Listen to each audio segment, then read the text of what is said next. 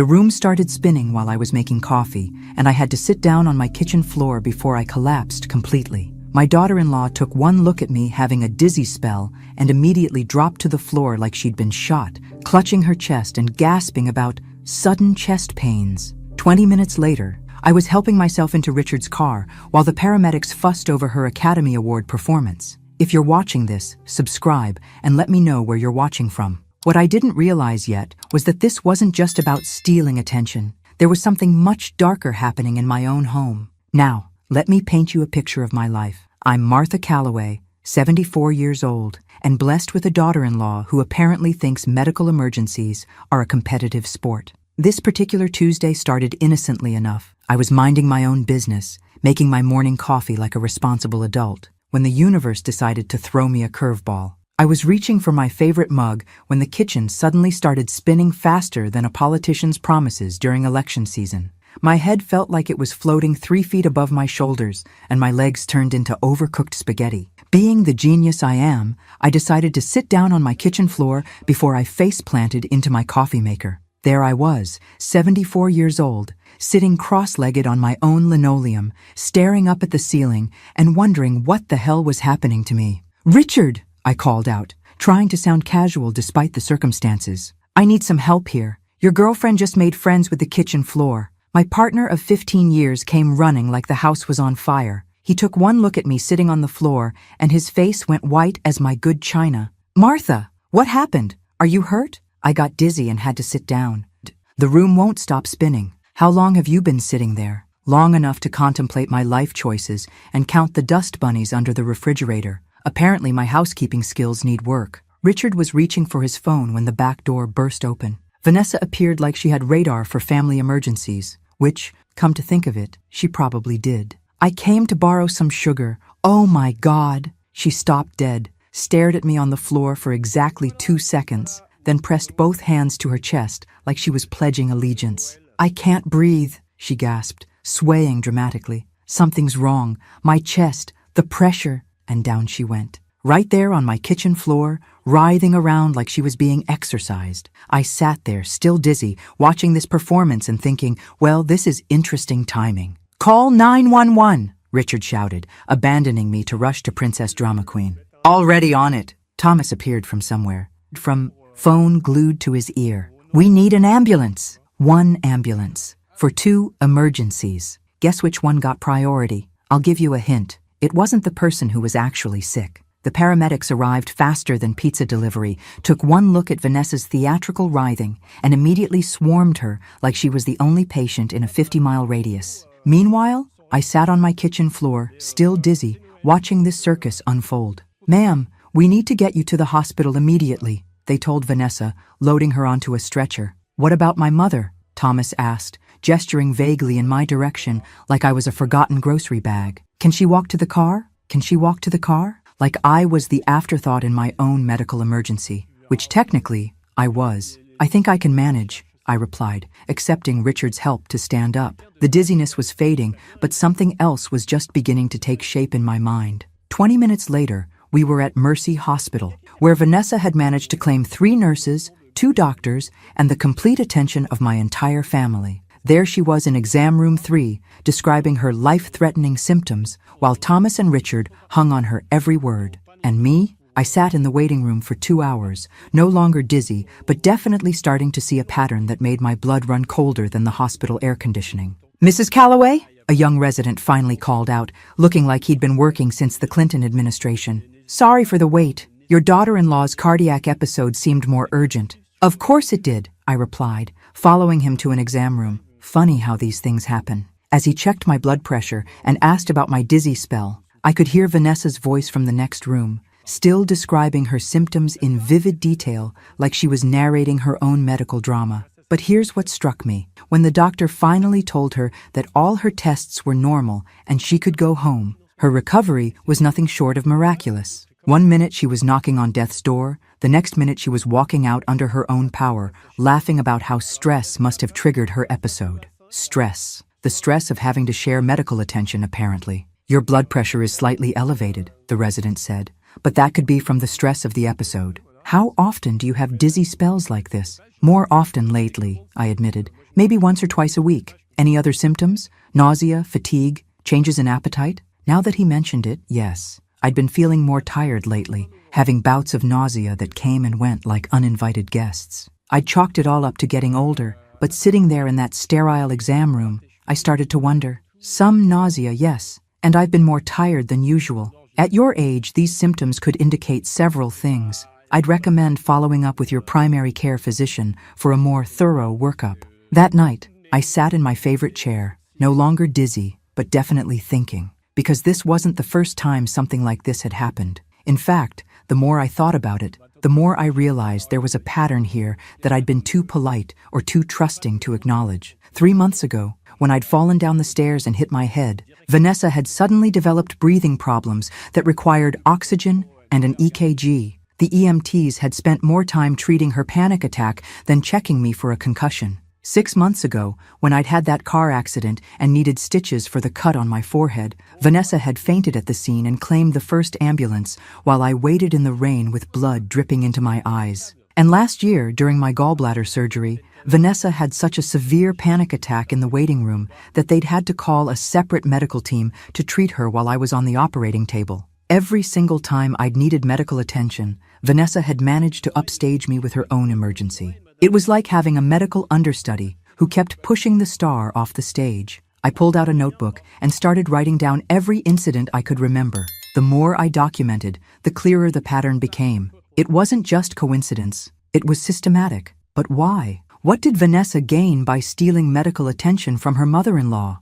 Was it just narcissism, or was there something more deliberate happening here? I thought about the way Richard had looked when the paramedics were treating Vanessa instead of me. Not worried or confused, but almost relieved. And I thought about how quickly Vanessa had appeared in my kitchen that morning. I hadn't called her. Thomas hadn't called her. She'd just shown up, right as I was having my dizzy spell, like she'd been expecting it, like she'd been waiting for it. The next morning, I did something I hadn't done in years. I started keeping a detailed medical journal. Not the Dear Diary kind, but a proper log. Times, symptoms, circumstances, who was present, how long episodes lasted, and most importantly, Vanessa's reactions to each incident. I also started making phone calls. First, I called my old friend Dr. Sarah Mitchell, who'd spent 30 years dealing with every variety of patient known to medical science. Sarah, hypothetical question. If someone consistently had medical emergencies, but only when someone else needed help,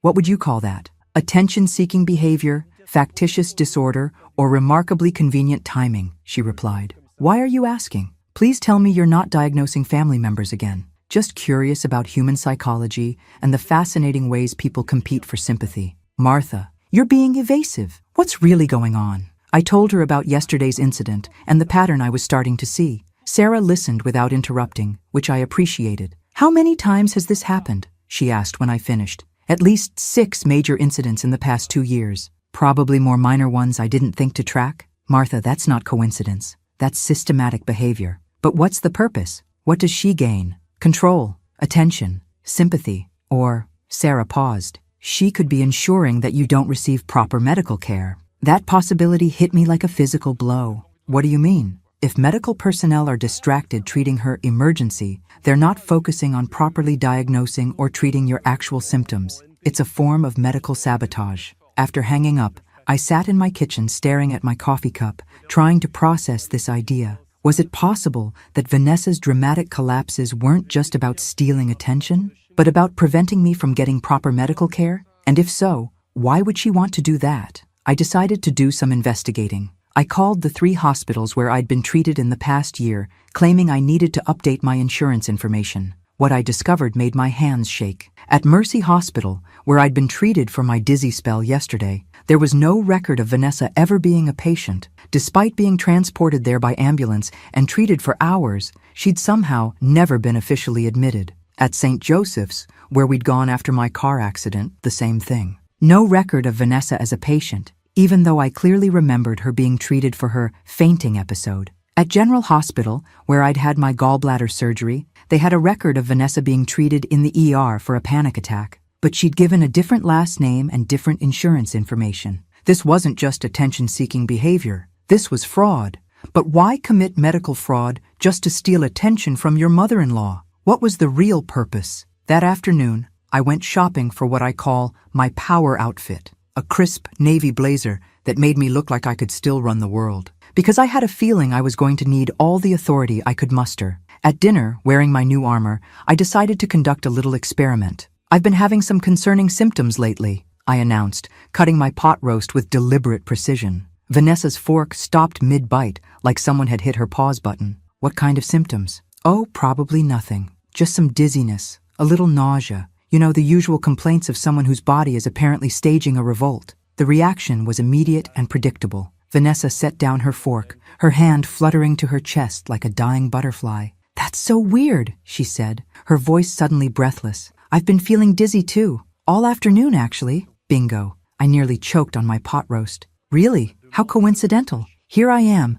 describing possible health issues, and you're suddenly experiencing the exact same thing. Maybe it's something in the air, she suggested weakly. Yes, that must be it. The mysterious dizzy air that only affects people when someone else mentions symptoms. Richard cleared his throat, clearly uncomfortable with the direction this conversation was heading. "Martha, maybe you should see Dr. Patterson about these episodes." "Already made an appointment," I lied, smoother than butter on warm toast. "Tomorrow morning, bright and early." I watched Vanessa's face carefully. For just a moment, panic flickered across her features before she composed herself. "That's good," she said. "You should definitely get checked out." "I think so too. In fact, I'm going to ask Dr. Patterson to run a complete blood panel. Really thorough testing this time." Now Richard looked uncomfortable too. "Don't you think that's overkill? You probably just need to drink more water." "Better safe than sorry," I replied cheerfully. "At my age, you can't be too careful about unexplained symptoms." The rest of dinner passed in tense silence.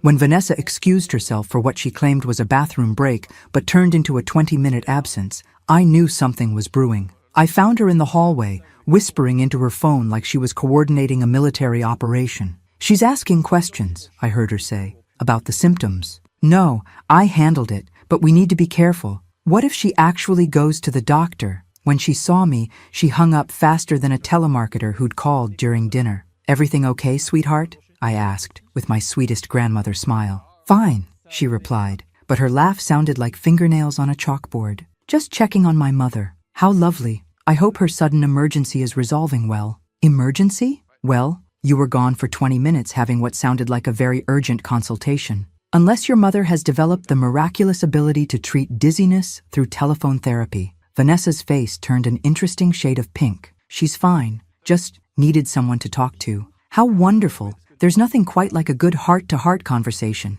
Speaking of hearts, I should probably get some rest. Big day tomorrow with the doctor and all." That night, I lay in bed thinking about that phone call. We need to be careful. What if she actually goes to the doctor? We? Who was we? And why would they be worried about me seeing a doctor for dizzy spells? I was starting to suspect this went much deeper than simple attention-seeking behavior. There was something they were afraid I might discover, something they'd been working very hard to keep hidden. But what? I thought about all the symptoms I'd been having lately. The dizziness, the nausea, the fatigue, the way I felt better on days when I wasn't home much. The way Richard had been so attentive about my medications lately, always making sure I took them on schedule. My medications. I got up and went to my bathroom, turning on the light and really looking at my pill organizer for the first time in months. Everything looked normal, but something nagged at me. When had Richard started organizing my pills for me? I'd been managing my own medications for years, but sometime in the past few months, he'd taken over that task.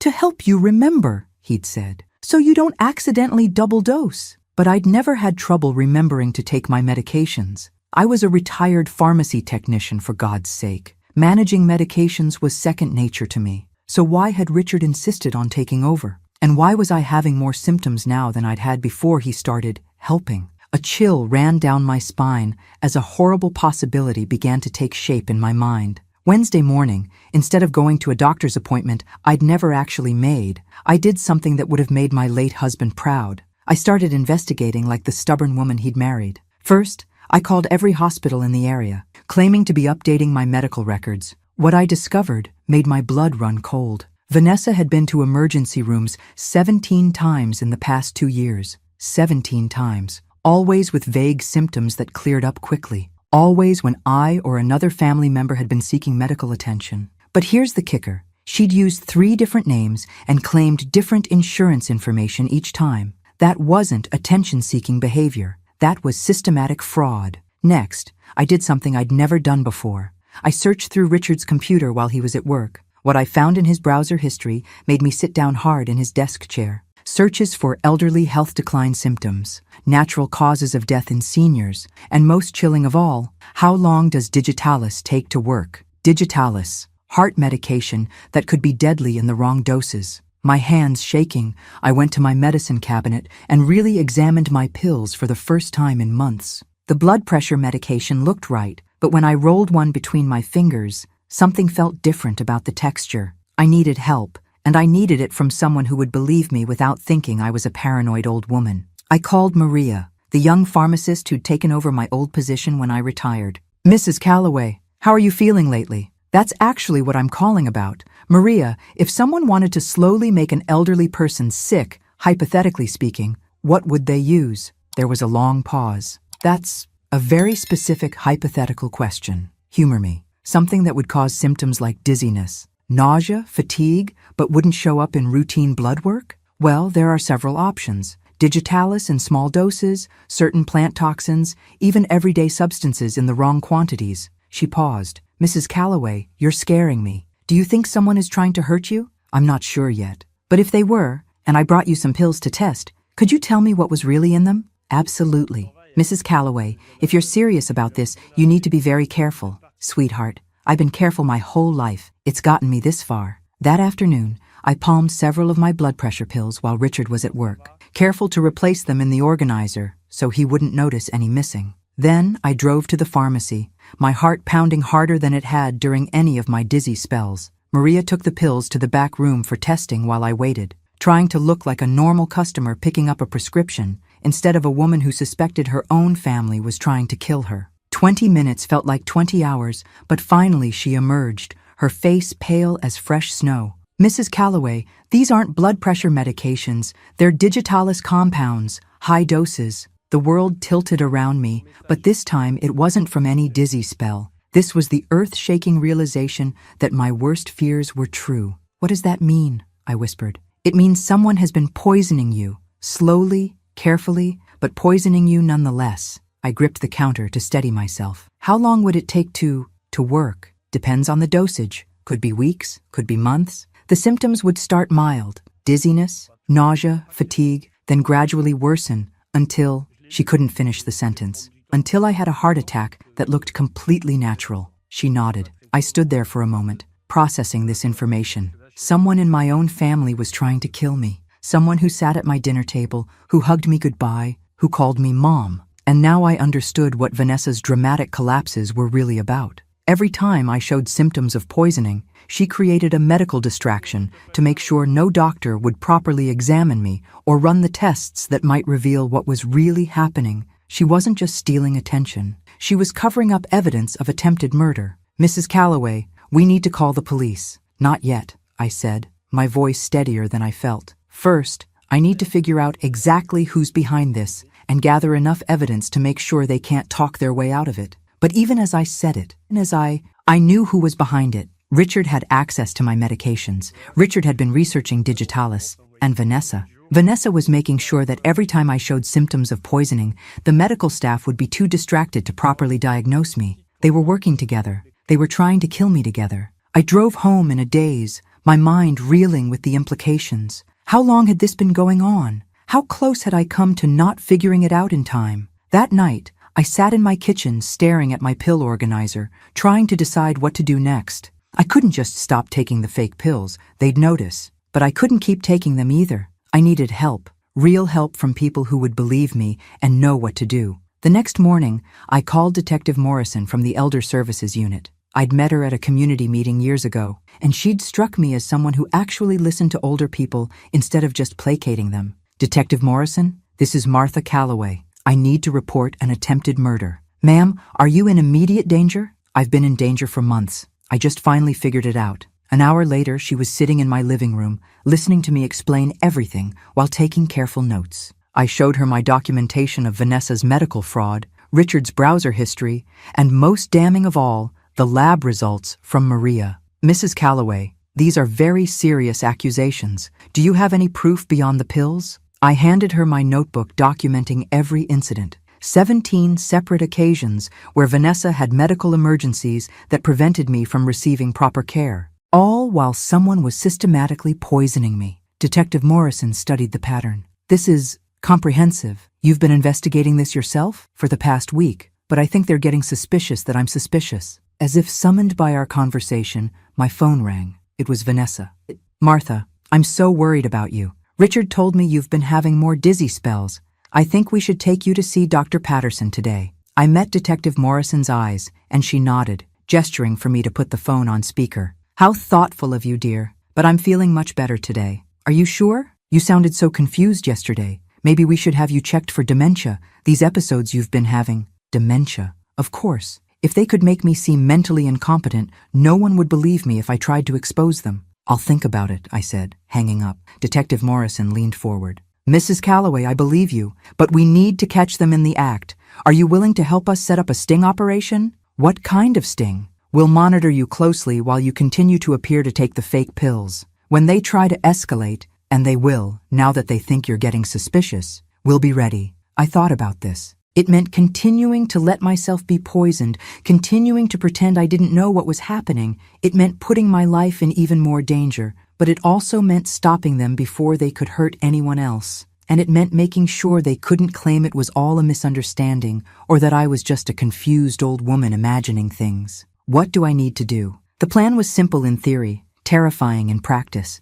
I would continue my normal routine while wearing a hidden monitoring device. Detective Morrison's team would be watching my house, and I had a panic button that would bring them running if things went wrong. What I didn't expect was how quickly things would go wrong. Friday morning, Richard seemed agitated as he prepared my breakfast. Instead of the usual 1 pill beside my orange juice, he placed 3. You seem to be having more episodes lately, he said, not quite meeting my eyes. Dr. Patterson thinks you should increase your dosage. When did you talk to Dr. Patterson? Yesterday while you were napping. I pretended to take the pills, palming them like a Vegas magician while my heart raced. 3 pills instead of 1. They were trying to finish this quickly. Actually, Richard, I've been thinking about what Vanessa said yesterday. Maybe I should see about getting checked for dementia. His face lit up like Christmas morning. Really? I think that's very wise. Could you call and set up an appointment, maybe for this afternoon? Of course. I'll call right now. As soon as he left the room, I activated the panic button Detective Morrison had given me.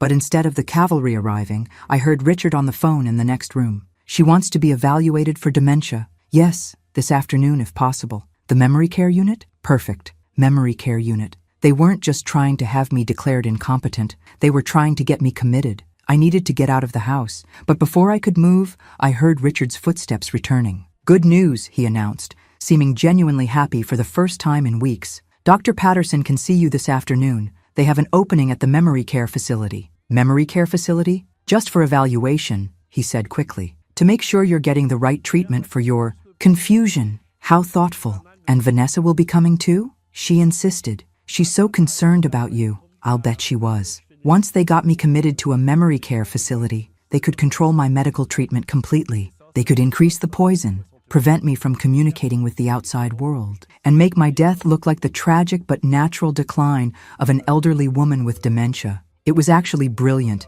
in a completely psychotic way. What time is the appointment? I asked. 2 o'clock. We should leave here around 1:30. That gave me 4 hours to either escape or spring the trap. 4 hours to decide whether to run or fight. I chose to fight. Richard, I said sweetly, I'm feeling a little anxious about this appointment. Could you make me some tea? That chamomile blend I like? Of course, sweetheart. As soon as he went to the kitchen, I quickly activated my phone and sent a text to Detective Morrison. They're trying to commit me today. 2 p.m. appointment at memory care facility. Need help now. Her response was immediate. Team in position. Stay calm. Follow the plan. What plan? The plan was to catch them escalating their poisoning attempts, not to let them lock me up in a facility where I'd be completely at their mercy. Richard returned with my tea, and I noticed his hands were shaking slightly as he set the cup down. Nervous about something? I asked. Just worried about you, he replied, but he couldn't quite meet my eyes. I pretended to sip the tea while watching him carefully. He seemed to be waiting for something,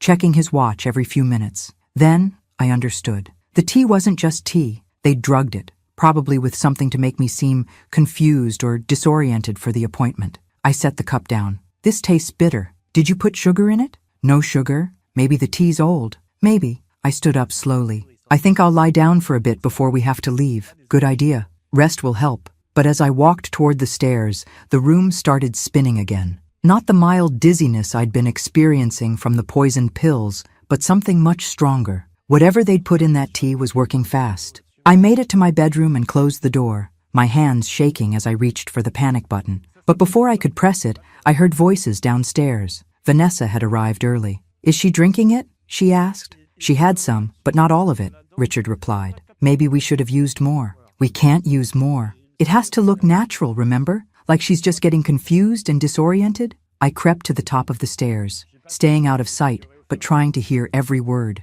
What if she doesn't seem confused enough for the evaluation? Richard asked. Then we'll help her along. I brought some of those pills that make people seem agitated and paranoid. We can give her one in the car. They were planning to drug me into appearing mentally incompetent. Once I was committed, they could control every aspect of my medical care. They could poison me with impunity, and if I tried to tell anyone what was happening, they'd just say it was the dementia talking. I pressed the panic button and waited, but nothing happened. No sirens, no police cars, no rescue team. Either the device wasn't working, or Detective Morrison's team was waiting for more evidence. I was on my own. The room was spinning more violently now, and I could feel my coordination slipping away. Whatever they'd put in that tea was strong enough to kill me if I'd drunk the whole cup. I needed to get out of the house before they came upstairs to check on me and found me conscious and alert instead of drugged and confused. Moving as quietly as possible, I opened my bedroom window. The roof of the back porch was directly below, and if I could make it that far, I could climb down and escape through the backyard. It was a ridiculous plan for a 74-year-old woman, but it was better than letting them succeed in their attempt to have me committed. I was halfway out the window when I heard footsteps on the stairs. Martha? Richard called. How are you feeling? It's almost time to go. I dropped onto the porch roof as quietly as possible, but the impact sent a shock of pain through my arthritic knees. I bit back a cry and crawled toward the edge, where the old oak tree provided a way down to the yard. Martha, Richard's voice was closer now. Martha, where are you? I heard my bedroom door open just as I grabbed the tree branch and swung myself off the roof. For a moment, I hung there like an elderly monkey, wondering if this was how my obituary would read. Woman dies attempting to escape from her own house, but adrenaline is a wonderful thing. I made it to the ground just as I heard Richard shout from my bedroom window. She's not here! Vanessa! She's gone! I ran through my backyard and into the neighbors, not stopping until I reached the street. My phone was still in my pocket, and I called Detective Morrison as I stumbled toward the main road. Martha, where are you? They tried to drug me, I gasped. In the tea. They were going to take me to a memory care facility and have me committed. We're on our way. Where are you now? Corner of Pine and Maple. I climbed out my bedroom window. You did what? It seemed like a good idea at the time. Within minutes, police cars were surrounding my house. I watched from Detective Morrison's vehicle as they arrested Richard and Vanessa, both of whom were still trying to maintain their innocence even as the evidence mounted against them. This is insane, Vanessa shouted as they led her away in handcuffs.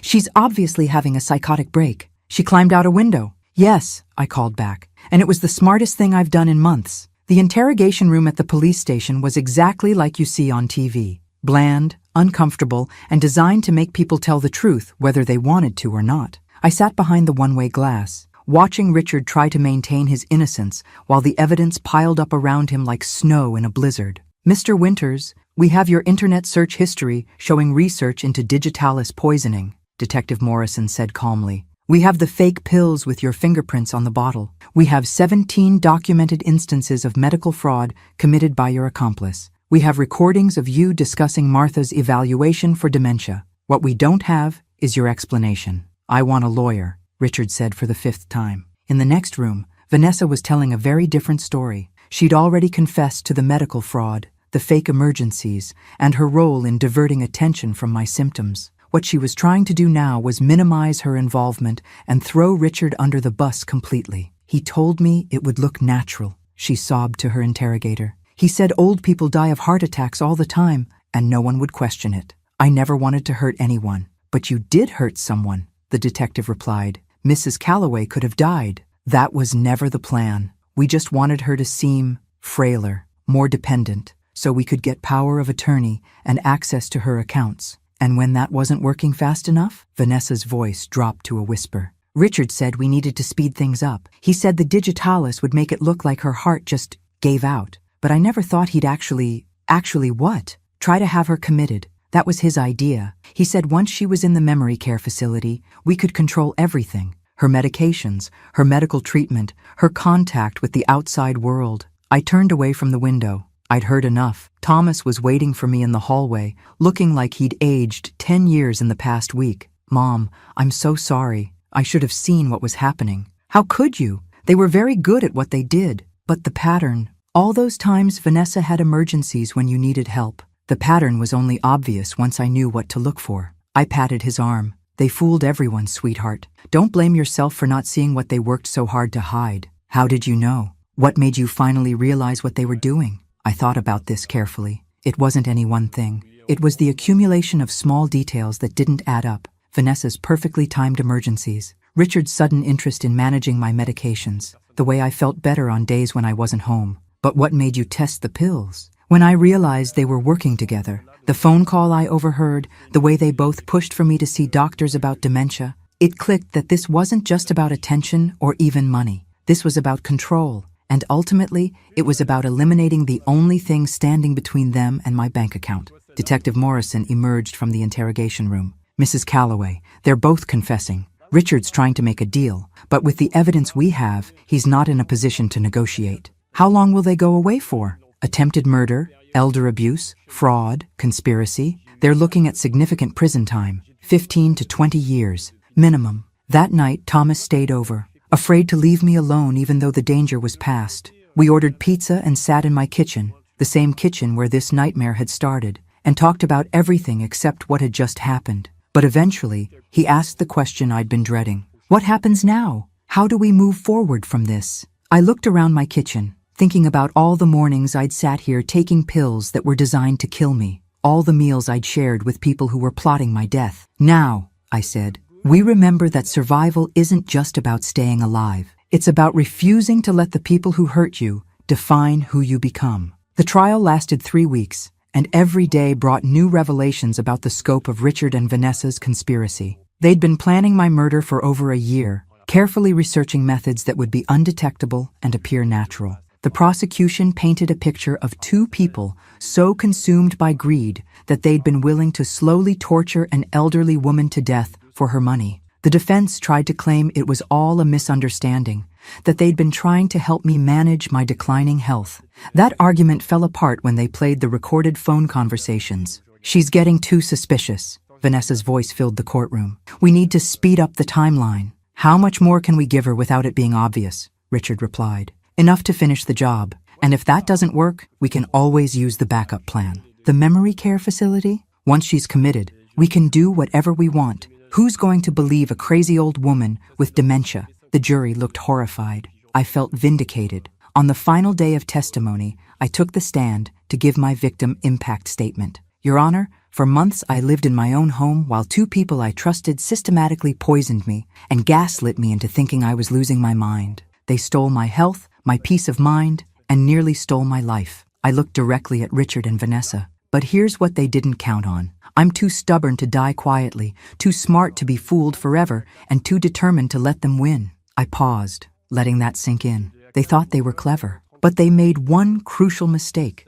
They underestimated their target, and that mistake is going to cost them the next 20 years of their lives. The courtroom was silent, except for the sound of Vanessa's quiet crying. I hope they use that time to think about the fact that their greed didn't just nearly destroy my life, it destroyed my son's marriage, broke apart our family, and shattered the trust that should exist between people who claim to love each other. I straightened my shoulders. But most of all, I hope they understand that their failure wasn't just about getting caught. It was about choosing to target someone who refused to be a victim. The jury deliberated for less than 4 hours. Guilty on all counts. Richard was sentenced to 22 years for attempted murder, elder abuse, fraud, and conspiracy. Vanessa received 18 years for the same charges. Both sentences were to be served without possibility of parole for at least 15 years. As they were led away, Vanessa looked back at me one last time. "You can't prove we actually tried to kill you," she said desperately. "It could have been an accident." I held up my notebook, the same notebook that had helped convict them. "Actually, sweetheart, I proved exactly that. Every dizzy spell, every fake emergency, every lie you told, it's all documented." She looked stunned, like she'd never considered that someone might actually keep track of what they were doing to them. "The difference between us," I told her, "is that I paid attention, and you didn't." 6 months after the sentencing, I stood in my kitchen making coffee, real coffee, with my own hands, using my own ingredients, taking my own actual medications afterward. Simple pleasures that I would never take for granted again. Thomas had moved in temporarily after the trial, worried about leaving me alone. But today he was packing to move back to his own place. "Are you sure you'll be okay here by yourself?" he asked for the 100th time. "I survived being slowly murdered in this house," I replied. "I think I can handle living here peacefully." He laughed, but it was still a little nervous. "Have you thought about dating again? Maybe finding someone new?" "Honey, after what I've been through, I think I'll stick to my own company for a while. It's much safer." Sarah, the nurse Thomas had been dating during the whole ordeal, had become a close friend. She stopped by that afternoon with groceries and updates from the hospital. "You know what I admire most about your story?" she said, as we prepared dinner together. "You never gave up on yourself. Even when they were making you doubt your own mind, you trusted your instincts." "The alternative was dying," I replied, "and I wasn't ready for that." "Are you ready to start really living again?" I thought about this question while we cooked. For months, I'd been focused on survival, on catching the people who were trying to kill me, on seeing justice done. But now that it was over, what came next? "I think I'm ready to help other people avoid what happened to me," I said finally. That's how the Martha Calloway Foundation for Elder Protection was born. Using the settlement money from Richard's insurance policy and the proceeds from selling the story to a true crime podcast, I'd established a nonprofit dedicated to training healthcare workers, law enforcement, and families to recognize the signs of elder abuse. Detective Morrison had become the director of training, and Dr. Sarah Mitchell served on the board. We'd already helped identify and prosecute 12 cases of elder abuse across 3 states. "You know what the best part is?" Detective Morrison said during our quarterly board meeting. "Every case we solve, every family we help, it's like getting revenge on Richard and Vanessa all over again." I smiled. "The best revenge isn't getting even. It's making sure no one else has to go through what you went through." That evening, I sat in my garden watching the sunset, thinking about how much my life had changed. A year ago, I'd been a trusting elderly woman living quietly with her partner. Now I was a nationally recognized expert on elder abuse, a best-selling author, and apparently something of a folk hero to people who'd been underestimated because of their age. My phone rang. It was a woman from Oregon whose symptoms sounded familiar. "Mrs. Calloway, I think my son-in-law might be poisoning me. Every time I feel sick, his wife has some kind of emergency that takes all the attention away from me." "Tell me everything," I said, pulling out a notebook. "And don't worry, we're going to figure this out together." As I listened to her story, I felt that familiar surge of determination. Because Richard and Vanessa had taught me something important. The world is full of predators who target the vulnerable. But they'd also taught me something else. Sometimes the vulnerable fight back. And when they do, they're absolutely ruthless about it. After I hung up, I made one more phone call to Detective Morrison. "We've got another one," I said. "Oregon this time. Same pattern. I'll make some calls. How soon can you be there?" "Tomorrow morning, but this time we're not waiting for them to escalate. This time we stop them before they get that far." I hung up and looked around my quiet house, the house where I'd nearly died, and where I'd found the strength to fight back and win. Tomorrow, I'd help another elderly person refuse to be a victim. Next week, I'd give another speech about recognizing the warning signs of elder abuse. Next month, I'd help train another group of healthcare workers to spot the patterns that almost killed me. It wasn't the retirement I'd planned, but it was exactly the life I'd chosen. And as I sat there in my safe, quiet house, alive and free and completely in control of my own destiny, I smiled, because sometimes the best revenge is simply refusing to die. And I intended to live a very, very long time indeed. Thanks for listening. Don't forget to subscribe and feel free to share your story in the comments. Your voice matters.